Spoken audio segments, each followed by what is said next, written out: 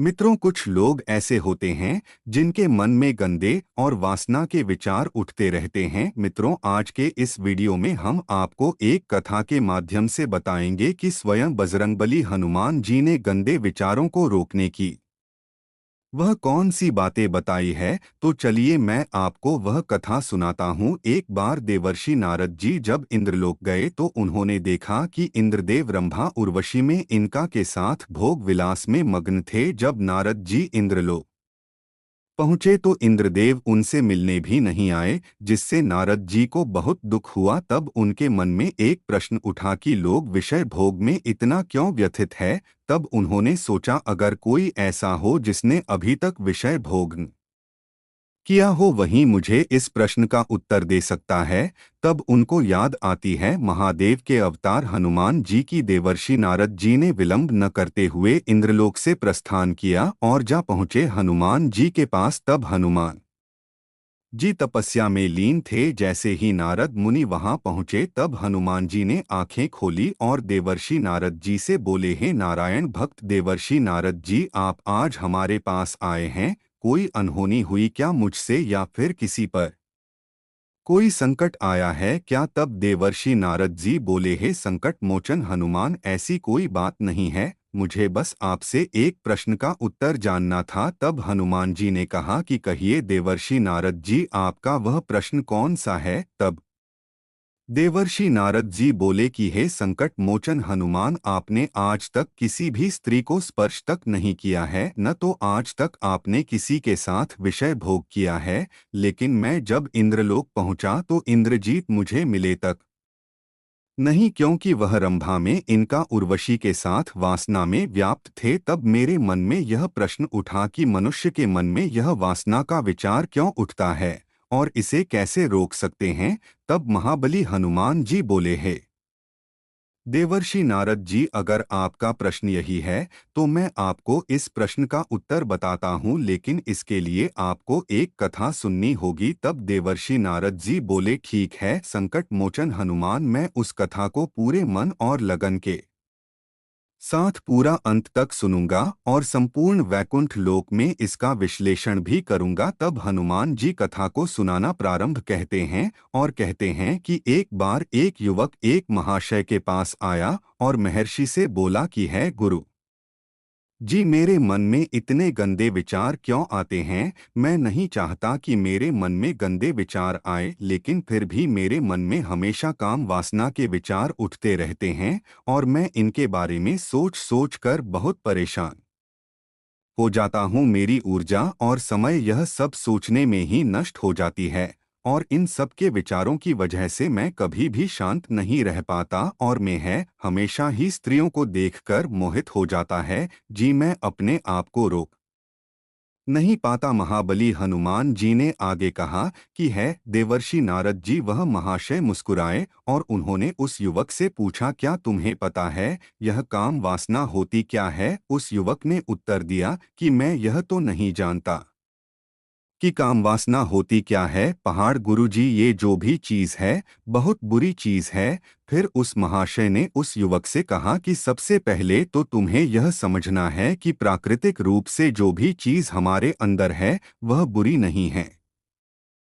हमारे जीवन में उसका कुछ न कुछ महत्व है। वासना कोई बुरी बात नहीं है।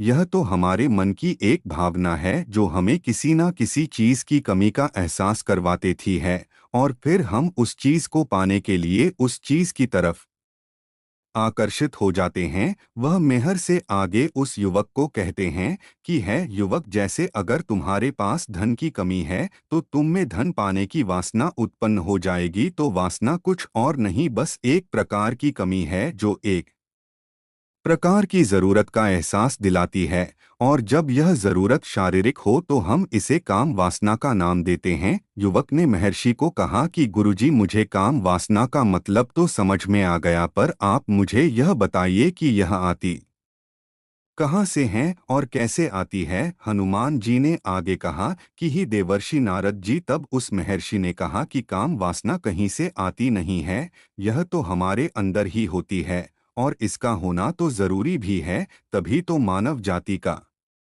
विस्तार होगा। अब उस युवक ने कहा, जब यह हमारे अंदर ही है और जरूरी भी है, तो फिर लोग इसे गलत क्यों बोलते हैं?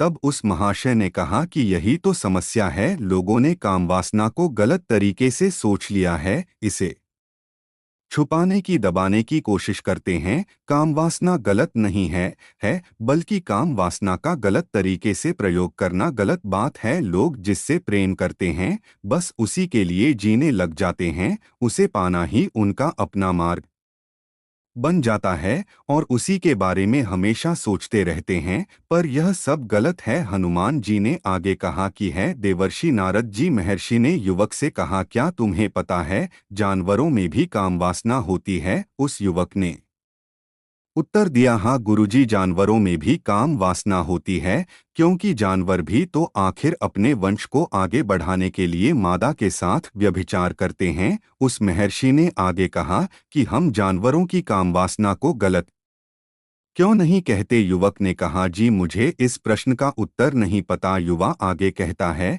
कि महात्मा आप ही मुझे बताइए। तब महर्षि ने कहा कि जानवर अपनी काम वासना का प्रयोग आनंद प्राप्ति के लिए नहीं करते, वह तो सिर्फ संतान उत्पत्ति करने के लिए काम वासना का उपयोग करते हैं। जानवरों को प्रकृति ने इतनी समझ नहीं दी है कि वह काम वासना को अपने सुख का आधा बना सके। हनुमान जी ने आगे कहा कि हे देवर्षि नारद जी, वह महर्षि आगे बोला कि मनुष्य अपनी समझ के बलबूते पर प्रकृति में पाई जाने वाली प्रत्येक वस्तु को अपने सुख के लिए प्रयोग करता है। हम इंसानों ने ही काम वासना को अपने सुख का साधन बना लिया है, परंतु प्रकृति ने तो इसे हमें अपने वंश को आगे बढ़ाने के लिए दिया था। लेकिन प्रत्येक इंसानों ने इसे अपने जीवन का परम लक्ष्य बना रखा है और इस तरह से काम वासना का आ जाना गलत है। हनुमान जी ने आगे कहा कि देवर्षि नारद जी, युवक ने पूछा, महात्मा जी, यह काम वासना हम पर हावी क्यों होती है?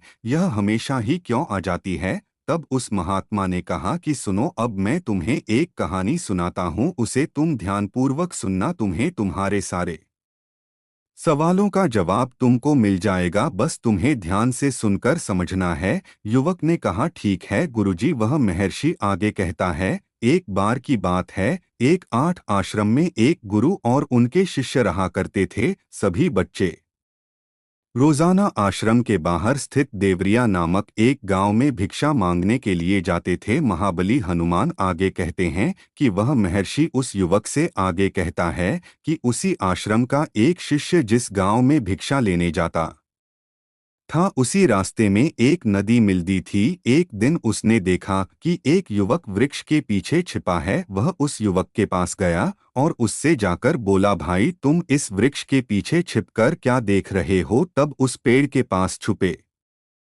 हुए युवक ने कहा, अरे तुझे नहीं दिख रहा क्या कि मैं क्या देख रहा हूँ? तब शिष्य नदी की ओर देखा तो वहां पर कुछ युवतियां पानी भर रही थी। तब उस शिष्य ने उस युवक से कहा, अरे भाई, वहां पर तो युवतियां पानी भर रही है, इसमें छिप कर देखने वाली क्या बात है?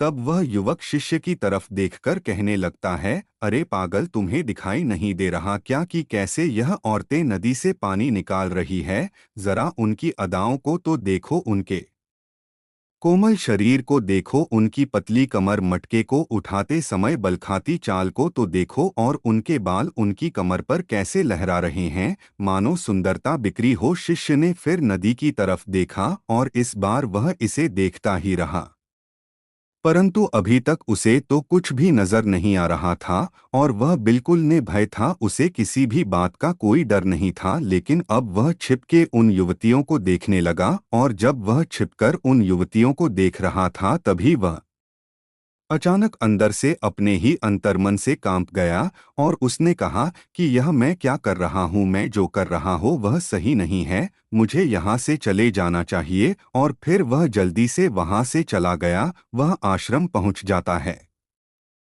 महाबली बजरंगबली आगे कहते हैं, हे देवर्षि नारद जी, वह जाकर अपने कार्यों में लग गया। लेकिन जो वह आज देखकर आया था, अभी वही उसकी आंखों के सामने बार बार आ रहा था। उसके मन में वही दृश्य चल रहा था, उसका मन वहीं सब कुछ देखने के लिए उतावला हो रहा था, उसका किसी भी काम में मन नहीं लग रहा था। सुबह होते ही वह जल्दी ही भिक्षा के लिए निकलता है और उस नदी के पास वाले वृक्ष के पास जाता है जहाँ पर वह युवक पहले से मौजूद रहता था। वह शिष्य भी उसके साथ मिलकर युवतियों को छुप छुप कर देखने लगता है। महर्षि आगे कहते हैं कि अब वह रोज ऐसा करने लगा, लेकिन अब उस शिष्य का मन किसी भी काम में नहीं लगता था। वह हमेशा ही किसी न किसी प्रकार के विचारों में उलझा रहता था। वह आश्रम के कार्यों को भी ठीक तरीके से नहीं कर पा रहा था, न वह ठीक से सो पा रहा था, वह ठीक से खाना खा पा रहा था। उसका मन बेचैन रहने लगा था। उसका मन बार बार उन युवतियों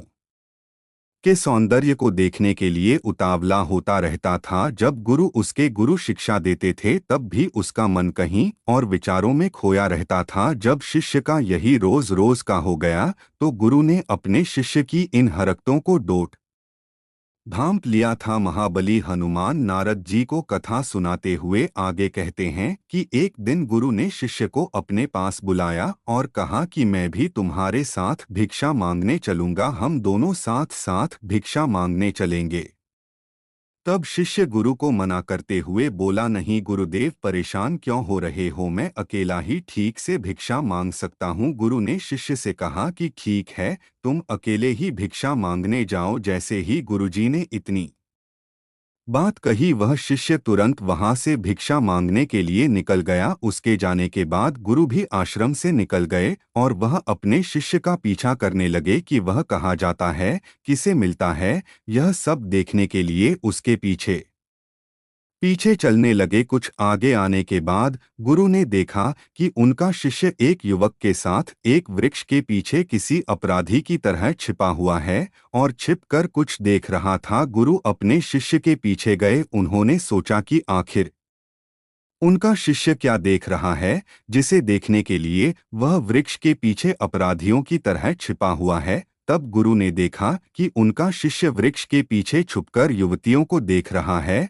जो कि नदी से पानी भर रही थी। तभी गुरु बोल पड़े कि शिष्य, तुम यह क्या देख रहे हो। अपने गुरु की आवाज सुनकर वशिष्ठ घबराकर विचलित हो गया और उसके पसीने छूटने लगे। वह धीर वीर पुरुष थर थर कांपने लगा, जैसे किसी चोर को चोरी करते समय रंगे हाथों पकड़ लिया गया हो। उसकी हालत खराब हो गई, वह कुछ भी नहीं बोल पा रहा था, वह अपने गुरु से नजर भी नहीं मिला पा रहा था। गुरु ने शिष्य की तरफ देखा और कहा कि हमारा शिष्य तो निर्भय था, उसे तो किसी भी चीज का डर नहीं लगता था, लेकिन यह क्या, तुम तो डर के मारे कांप रहे हो। शिष्य ने गुरु से कहा कि मुझे माफ कर दो गुरुजी, मेरा इसमें कोई दोष नहीं है। मेरे साथ यह जो युवक है इसने ही मुझे बहका दिया है, लेकिन मैं आपसे प्रश्न करता हूँ कि आज के बाद मैं ऐसा दोबारा नहीं करूँगा। दो गुरु ने शिष्य से कहा कि कोई बात नहीं, पर इस बात का तुम ध्यान रखना कि हम जैसी संगति करते हैं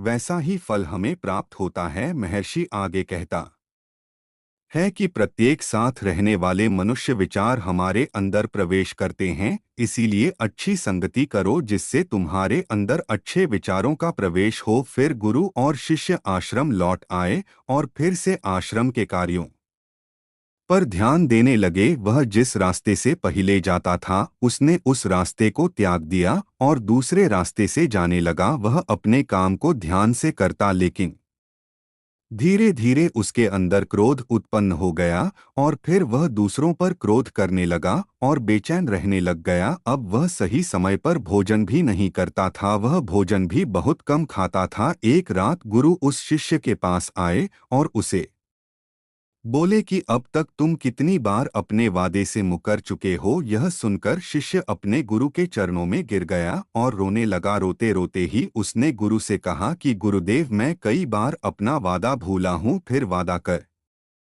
लेता हूँ, लेकिन हर बार मैं वादा भुला देता हूँ। मेरा मन मेरे नियंत्रण में है ही नहीं। मैं बहुत कोशिश करता हूँ कि मैं अपने मन से सारे बुरे विचारों को निकाल दूँ, लेकिन मैं चाहकर भी ऐसा नहीं कर पा रहा हूँ।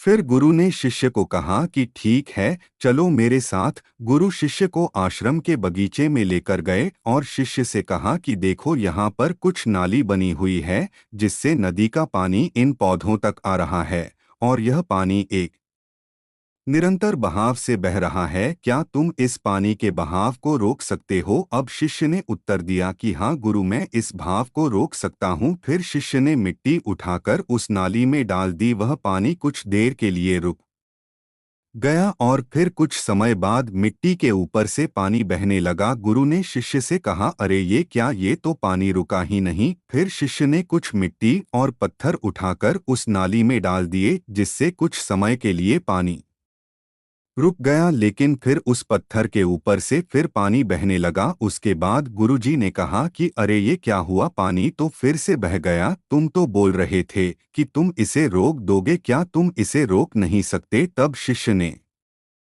कहा, कोई बात नहीं गुरुदेव, मैं अभी इस पानी को आपको रोककर दिखाता हूँ। वह फिर से एक भारी सा पत्थर लेकर आया और उसे नाली पर डाल दिया और पानी का बहाव रुक गया। वह शिष्य ने गुरुजी से कहा कि देखा गुरुदेव, मैंने कहा था ना कि मैं पानी को रोक दूंगा, मैंने पानी को रोक दिखाया, आपकी बात मैंने पूरी कर दी। उसके बाद गुरुजी मुस्कुराए और बोले, अच्छा जरा ध्यान से देखो कि पानी रुका है, वह तो पीछे की नाली से अगल बगल बह रहा है। और ध्यान से देखो, इस पत्थर के आगे भी आ गया और यह पानी अपना रास्ता बदलकर फिर से आगे की तरफ बह जाएगा। और फिर कुछ देर बाद ऐसा ही हुआ। तब गुरुजी ने शिष्य को समझाया कि तुम्हारे साथ भी तो ऐसा ही चल रहा है। तुम बार बार प्रयास कर रहे हो, पर हर बार तुम्हारा प्रयास टूट रहा है और यह हमेशा टूटता ही रहेगा। तुम कितना भी मिट्टी पत्थर रख लो, लेकिन पानी तो अपना रास्ता बना ही लेगा। यह सब देखकर शिष्य ने गुरु से कहा कि हे गुरुदेव, क्या आपके पास कोई तरीका नहीं है जिससे मैं गंदे विचारों को रोक सको और यह मेरे मन में ना आए? गुरुजी शिष्य को एक नदी के पास ले गए जहां से उस बगीचे में पानी आ रहा था। गुरु ने शिष्य से कहा, वह पानी इसी नदी से जा रहा है। अगर हम यहीं से उस रास्ते को बंद कर दें जहां से पानी बगीचे में जा रहा है। तब शिष्य बोला, मैं इस पानी को यहीं से बंद कर देता हूं, तब आगे की नाली में पानी जाएगा ही नहीं। फिर शिष्य ने नदी से जाने वाले रास्ते में बहुत मेहनत करके पत्थर और मिट्टी डाल डाल के बंद कर दिया और गुरुजी से बोला कि गुरुदेव, मैंने पानी को बंद कर दिया है, अब यह पानी बगीचे में जाएगा ही नहीं। तब गुरु ने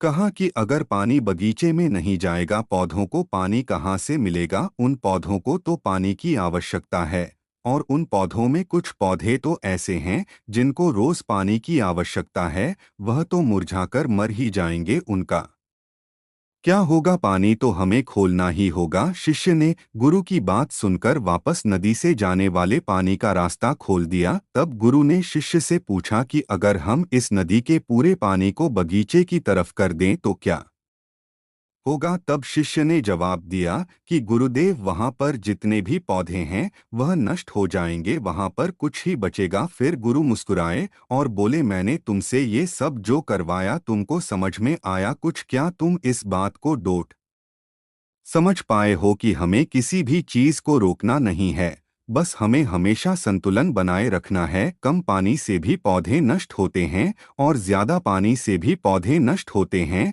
हमारा जीवन संतुलन सही चलता है। जीने शिष्य से कहा कि अगर मैं तुम्हें कहूं कि तुम आम के बारे में मत सोचो तो तुम्हारे मन में सबसे पहले का चित्र आएगा। शिष्य ने कहा कि गुरुजी, मेरे मन में तो पहला चित्र आम का ही आएगा। गुरु ने कहा कि जब हम गंदे विचारों को जबरदस्ती रोकने का प्रयास करते हैं तो वह और मजबूती के साथ हमारे अंदर प्रवेश करते हैं, इसीलिए हमें उन्हें कभी भी दबाने की कोशिश नहीं करनी चाहिए। फिर गुरु ने शिष्य को समझाते हुए कहा कि हमारे गंदे विचार बुरे लोगों की संगति करने की वजह से भी आते हैं। कई बार ऐसा होता है कि काम भाव हमारे अंदर होता ही नहीं है, लेकिन कुछ अश्लील लोगों के साथ रहने की वजह से यह हमारे अंदर हावी हो जाता है। फिर शिष्य ने कहा कि गुरुदेव, आप सत्य कह रहे हैं, मैं अपने मार्ग से भटक गया था। महर्षि उस युवक से आगे कहते हैं कि वह शिष्य उस रात बहुत ही चैन की नींद सोया। सुबह अपने कार्यों को पूरे मन से किया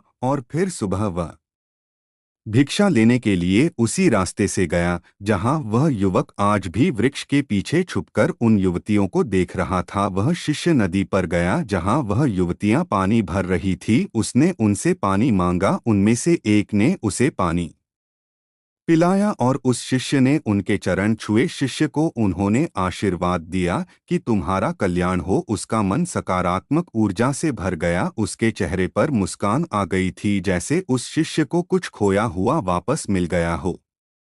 वह वापस अपने रास्ते से जाने लगा। तभी पीछे से वह युवक आ गया जो वृक्ष के पीछे छुपा हुआ था। वशिष्ठ के पास आया और बोला कि अरे भाई, क्या बात है, आज तो तुमने नजदीक से दर्शन कर लिए, तुम तो मुझसे भी आगे निकल गए। तब शिष्य ने कहा कि हम हमेशा दूसरे के दर्शन करने में ही व्यस्त रहते हैं, अपने दर्शन कर ही नहीं पाते। तुम कब तक इस वृक्ष के पीछे छूटते रहोगे? किसी को पसंद करते हो तो उससे कह दो, अगर वह भी तुम्हें पसंद करती है तो शादी कर लो, और उससे पहले तुम कुछ बन जाओ, अपने आप को पहचान लो। ऐसे अपना समय बर्बाद मत करो। फिर वह युवक रोज उस शिष्य से मिलने लगा और उस युवक ने नदी पर जाना त्याग दिया। और फिर वह युवक अपने जीवन में कुछ बनने के लिए संघर्ष करने लगा। अब महात्मा महर्षि ने एक युवक का मार्गदर्शन किया और गुरु की वजह से एक शिष्य और एक और युवक के मन की वासना समाप्त हो गई। अब महाबली बजरंगबली ने कहा कि हे नारद जी, अब तो आपको सब कुछ समझ में आ ही गया होगा कि एक मनुष्य को संभोग और गंदे विचारों से बचने के लिए क्या करना चाहिए। तब देवर्षि नारद जी बोले कि हाँ पवनपुत्र बजरंगबली हनुमान, मैं अब आपकी बात समझ चुका हूँ। मित्रों, संगति बदलो, आपके विचार अपने आप ही बदल जाएंगे। जब तुम्हारे मन में गंदे विचार आए तब आप अपने आप को दोषी मत मानो, केवल उन विचारों में संतुलन बनाने का प्रयास करो और अपने आप को पहचाना। मित्रों, आपको वीडियो कैसा लगा हमें कमेंट में ज़रूर बताना, और ऐसे ही वीडियो देखने के लिए आप हमारे चैनल को भी सब्सक्राइब अवश्य कर लें और इस वीडियो को अपने मित्रों के साथ शेयर अवश्य करें।